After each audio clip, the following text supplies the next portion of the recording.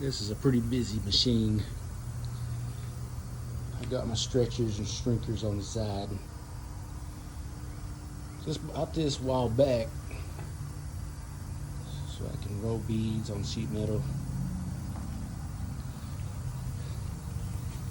Made the actual roller myself. Has dual action. It's got a fence guide. Need to replace this with a smoother rod. It's adjustable up and down. Try to imitate the fancy ones out there.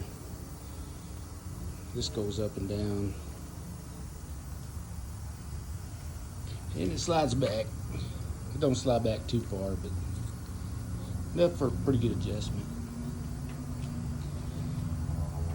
Let's see what else I got. I put a brace on the back end. These Harbor Freight English wheels like to flex.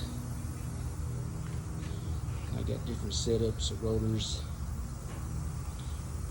Added this as well. Sheet metal brake by hand. Cheap Harbor Freight one. And then the actual wheel itself. Extended it where I can work it with the feet.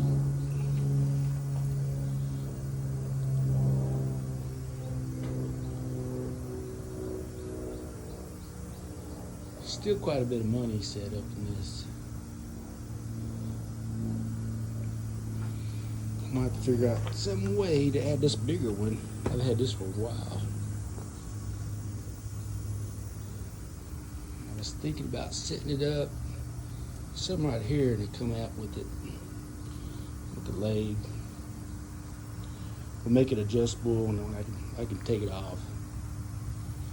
That way it won't be in the way of this, or if I have a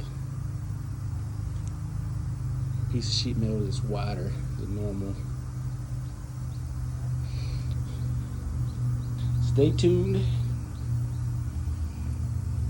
We'll add that for too long, so I can bend a little bit larger piece of metal.